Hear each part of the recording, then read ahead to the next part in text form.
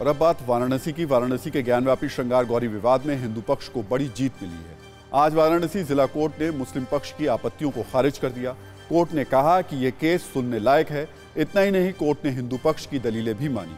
Court ने माना कि यह मामला 1991 के वर्शिप एक्ट के तहत नहीं आता है। अब जिला अदालत 22 सितंबर को इस मामले में अगली सुनवाई करेगी। आपको बता दें कि कोर्ट ने आज क्या क्या कहा। जिला जज ने 26 पेज के आदेश का अपना निष्कर्ष 10 मिनट में पढ़ा। मुस्लिम पक्ष के आवेदन को खारिज किया। सुनवाई में मुख्य रूप से उठाए गए 3 बिंदु, places of worship act, Kashi Vishwanath trust, Waqf boards ने भी इस केस को बाधित नहीं माना। श्रृंगार गौरी केस को सुनवाई योग्य माना।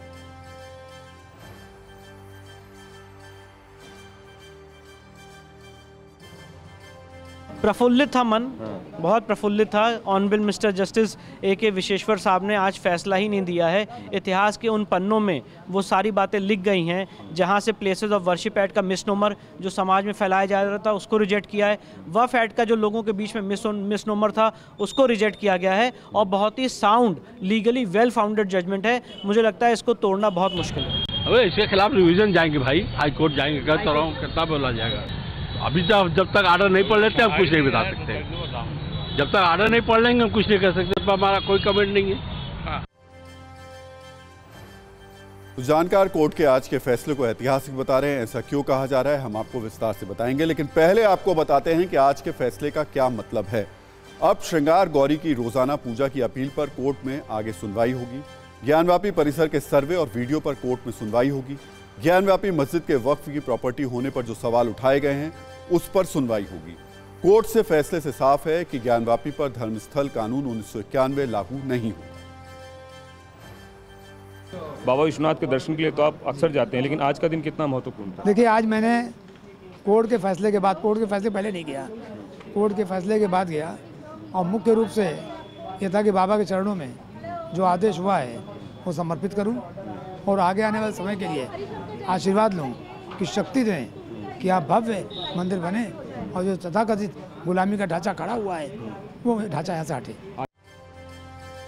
ज्ञानव्यापी श्रृंगार गौरी विवाद में आगे सुनवाई जारी रहेगी। कोर्ट ने इस फैसले में सबसे बड़ा पॉइंट जो रखा वो 1991 का वर्शिप एक्ट है। कोर्ट ने माना कि यह केस 1991 के वर्शिप एक्ट के तहत नहीं आता है। यहाँ पहले हम आपको वर्शिप एक्ट 1991 की जानकारी भी देना चाहेंगे। 1991 में पास किए गए इस कानून के मुताबिक 15 अगस्त 1947 को एक पूजा स्थल का चरित्र जैसा था उसे वैसा ही बरकरार रखा जाएगा। किसी भी धार्मिक स्थल को किसी दूसरे धर्म के धार्मिक स्थल में नहीं बदला जाएगा। 15 अगस्त 1947 में मौजूद किसी धार्मिक स्थल में बदलाव के विषय में यदि कोई याचिका कोर्ट में पेंडिंग होगी तो उसे बंद कर दिया जाएगा। उन मुकदमों और कानूनी कार्रवाइयों को रोका जाएगा जो प्लेस ऑफ वर्शिप एक्ट के लागू होने की तारीख पर पेंडिंग थे। ये कानून 18 सितंबर 1991 को पारित किया गया। हालांकि अयोध्या विवाद को इससे बाहर रखा गया था क्योंकि उस पर कानूनी विवाद पहले से चल रहा था। सही बात यह है कि अब जो भी प्रमाण मिलेंगे और जिस आधार पर उनको निर्णय देना है वह हिंदू पक्ष के हैं और हिंदू पक्ष के माध्यम से सब कुछ उसको मिलेगा, जिससे कि कोर्ट को बहुत सहूलियत होगी हिंदू पक्ष के लिए। और ज्ञानव्यापी भगवान शंकर का मंदिर है, इसको सिद्ध करने के लिए उनको प्रमाण जो मिला है उसके आधार पर करेगा और हिंदू पक्ष के लिए हिंदू पक्ष के में ही होगा, ऐसा पूर्ण विश्वास है। यानी धार्मिक स्थलों को लेकर चल रहे विवादों को रोकने के लिए प्लेस ऑफ वर्शिप एक्ट के तहत कानूनी व्यवस्था की गई थी। लेकिन यहां आपके लिए यह जानना भी जरूरी है कि प्लेसेस ऑफ वर्शिप एक्ट को सुप्रीम कोर्ट में चुनौती भी दी गई। कोर्ट में प्लेसेस ऑफ वर्शिप एक्ट 1991 की धारा 2, 3 और 4 की संवैधानिक वैधता को चुनौती दी गई है। याचिका में कहा गया है कि यह संविधान के आर्टिकल 14, 15, 21, 25, 26 और 29 का उल्लंघन करता है। याचिकाओं में दावा किया गया कि पूजा स्थल अधिनियम 1991 कई कारणों से गैर कानूनी और संवैधानिक है। ये कानून हिंदुओं, जैनियों, बौद्धों और सिखों के अपने धर्म की प्रार्थना करने, उसे मानने, उसका पालन करने और प्रचार करने के अधिकार यानी संविधान के अनुच्छेद 25 का उल्लंघन करता है। याचिका में दलील दी गई कि 1991 का पूजा स्थल कानून आक्रमणकारियों की बर्बरतापूर्ण हरकतों को वैध बनाता है। यह हिंदू कानून के उस सिद्धांत के भी खिलाफ है जिसमें कहा गया कि मंदिर की संपत्ति कभी नष्ट नहीं होती, भले ही वो वर्षों तक अजनबियों के अधिकार में रही। देखिए, मेरा जो याचिका है वो है कि 1991 की जो एक्ट में जिसमें राम मंदिर के लिए एक छूट दी गई, वही छूट मथुरा के लिए भी और काशी के लिए भी होना चाहिए। यदि वो संभव नहीं है तो फिर ये याचिका को ही रद्द करना चाहिए, क्योंकि ये संविधान का विरुद्ध में है। तो कई लोग तो सीधा गए हैं कि इसको रद्द कर देना चाहिए। हम कहते हैं कि यदि वो काशी और मथुरा को मुक्त नहीं कराएंगे, जैसे राम के लिए एक छूट दी गई इस एक्ट में, तो फिर हम पूरा एक्ट को रद्द करनी है। ये जो आज ऑर्डर आया है, इससे देश में अब बहुत सी चीज़ें शुरू हो जाएंगी। हर कोई जाकर ये कहेगा कि नहीं 15 अगस्त 1947 से पहले से हम यहाँ पर थे, तो फिर 1991 का जो places of religious worship act है, वो तो उसका मकसद ही फेल हो जाता है। क्योंकि 91 का एक्ट इसलिए बनाया गया था ताकि इस तरह के कॉन्फ्लिक्ट जो है वो हमेशा के लिए ख़त्म हो जाए। मगर आज के ऑर्डर के बाद ऐसा लगता है कि फिर अब ये लिटिगेशन शुरू हो जाएगा इन तमाम इश्यूज़ के ऊपर। ज्ञानव्यापी श्रृंगार देवी मंदिर विवाद में अब कोर्ट आगे सुनवाई करेगा। अब सवाल ये, क्या कोर्ट के इस फैसले का असर दूसरे विवादों पर भी पड़ेगा? क्योंकि देश में एक नहीं, ऐसे कई धर्मस्थल हैं जिन्हें लेकर विवाद है। हम आपको बताना चाहेंगे कि इसमें सबसे पहला नाम है शाही ईदगाह मस्जिद मथुरा का। शाही ईदगाह मस्जिद मथुरा में श्री कृष्ण जन्मभूमि मंदिर परिसर से ये सटी हुई है। आरोप लगता है कि औरंगजेब ने श्री कृष्ण जन्मस्थली पर बने प्राचीन केशवनाथ मंदिर को तबाह करके शाही ईदगाह मस्जिद का निर्माण कराया था। इस मस्जिद को लेकर भी विवाद है।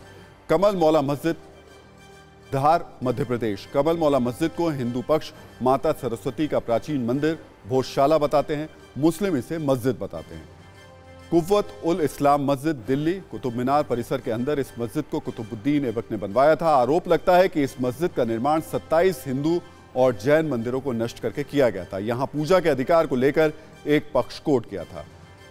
इसके अलावा बीजा मंडल मस्जिद, ये विदिशा मध्य प्रदेश में है। विदिशा के बीजा मंडल मस्जिद को लेकर भी विवाद रहा है। आरोप लगता रहा है कि बीजा मंडल मस्जिद का निर्माण परमार राजाओं की तरफ से बनाए गए चर्चिका देवी के हिंदू मंदिर को नष्ट करके किया गया था। जामा मस्जिद अहमदाबाद, गुजरात। अहमदाबाद की जामा मस्जिद को लेकर भी विवाद रहा है।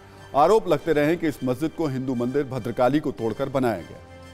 इसके अलावा अटाला मस्जिद, जौनपुर, उत्तर प्रदेश। जौनपुर की अटाला मस्जिद के बारे में भी कहा जाता है कि इस मस्जिद का निर्माण अटाला देवी मंदिर को तोड़कर किया गया था। इस मस्जिद का निर्माण 1408 में इब्राहिम शरीकी ने कराया था। अदीना मस्जिद, मालदा, पश्चिम बंगाल। मालदा की अदीना मस्जिद का निर्माण सिकंदर शाह ने कराया था। आरोप है कि भगवान शिव के प्राचीन आदिनाथ मंदिर को नष्ट करके उसकी जगह अदीना मस्जिद बनवाई गई। जामा मस्जिद, पाटन, गुजरात। पाटन जिले में स्थित जामा मस्जिद को लेकर भी विवाद रहा है। आरोप लगते रहे कि इस मस्जिद को रुद्र महालय मंदिर को तोड़कर बनाया गया। ये सिर्फ चंद धर्मस्थल हैं जिनका नाम हम आपको बता रहे हैं। देश के इतिहास में जिसे मध्यकाल कहा जाता है, यानी वो समय जब दिल्ली सल्तनत पर इस्लामिक शासकों का राज था, तब देश की सैकड़ों मंदिरों को तोड़कर मस्जिदें बनाई गईं। अब सवाल ये कि क्या इन धर्मस्थलों को अपने पुराने स्वरूप में बहाल करने के लिए भी कानूनी जंग होगी? क्या अब समाज का वो तबका जिसे इतिहास में अलग तरीके से दिखाया गया, जिसे धार्मिक तौर पर दिखाया गया कि वो जो बताए जा रही चीजें हैं वो कुछ और हैं, जो दिखाया गया वो कुछ और है, क्या उनके लिए भी अब रास्ते खुल गए? इस फैसले से ये बात हो गई स्पष्ट कि जो प्रमाण प्रस्तुत होने की तैयारी थी उसमें कहीं सार्थकता है और हो सकता है कि आगे अब समाधान का रास्ता निकल आवे।